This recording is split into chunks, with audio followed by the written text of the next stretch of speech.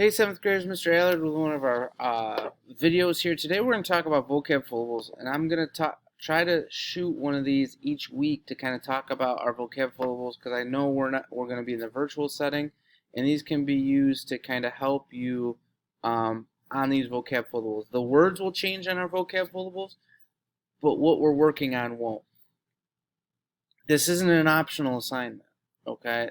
These have to get done for you to do well in this classroom. It just has to, okay? Our class does not function for you if you do not know what these words mean.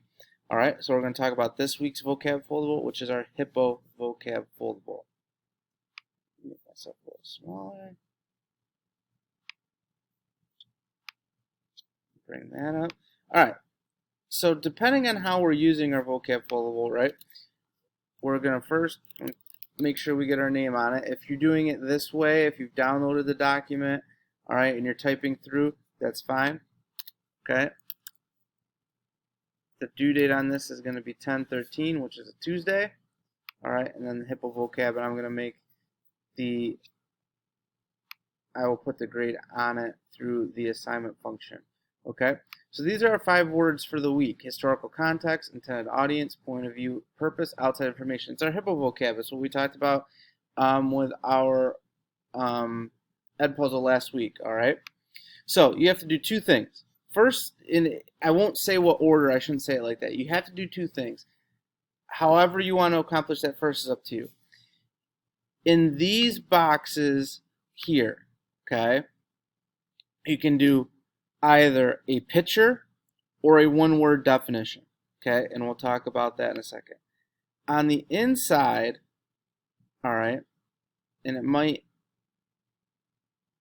on the inside of this, you are going to put a 7-up sentence for each vocab term. So I'm going to go ahead and put the words in here just so you can see them, because I know that might be a little bit hard to see. Yeah. All right, so I added the words in the back, so that should help you know which word. So for 7-up sentence here, this word has to have historical context in it. This sentence has to have intended audience in it. This sentence has to have point of view, purpose, etc. Now, how I would do it, I'm more of a writer, so I would start with my writing portion, but you could also start here. I'm going to show you 2 ways up here. So I'm going to show you the one-word definition first, okay? So if I look at my definition for historical context, connecting documents to specific historical events, time, places, or people, okay? So I could go through here and I could just put a bunch of things that remind me of historical. So if I go, that's what I want. I could go up a little bit, and I could say, I could write the word when, and change the font on me. That's okay. Could kind of scroll down again. You don't want to use a lot of your enter buttons. I could go place, could go time. See kind of how that, you want to kind of always go back up to make sure it keeps the formatting. Actually, let me go back. Undo.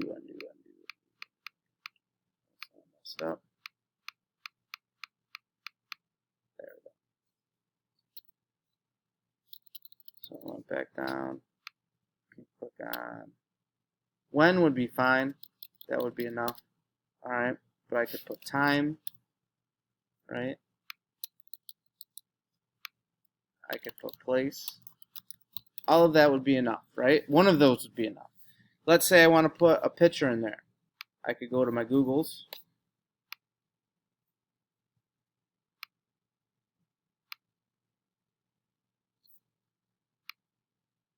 Right? I could just go to the historical context, right? Go to images. Now some of these might not work as well as others. Alright, like I probably wouldn't take just this one here, but this past future one might be good. This votes for women one might be good.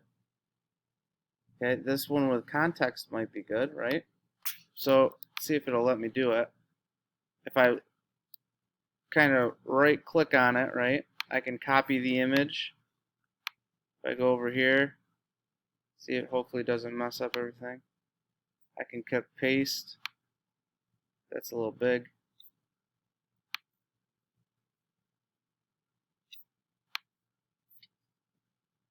And it got rid of my line for some reason.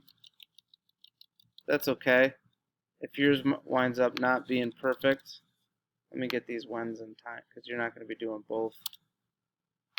If it takes out the line like that, that's okay. Alright, I can kind of make this a little bigger. Maybe center it.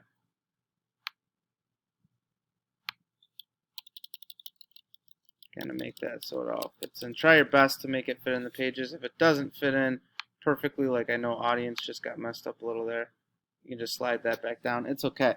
Or if you're printing this off or anything like that, you can just draw it. That's fine too. So now let's talk about our sentence. So let me scroll back to our sentence. So I might use this to make my sentence, right? Past, present, future. Historical context is pretty important, right? So I'm going to go in here. I'm going to change my font to make, because that's way too big. Alright. Connecting documents to specific historical events, places, or people. Now, we talked about this, as my lights go out here, we talked about this in class. Alright.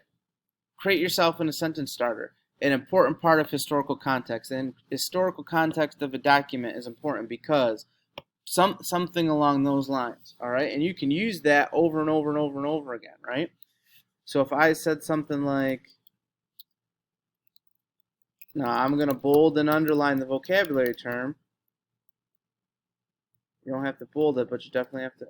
Of a document is important, right? To understand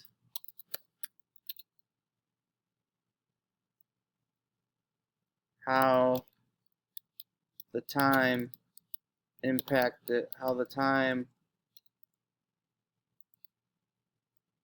period impacted the events. Right? So then I look at that sentence and I can say to myself, all right, it's got 7 more words. It's got the vocabulary word. No its, no I's, no they's, no them's, no those at the beginning, no I's in there. Okay? Do I show what I know? Yep.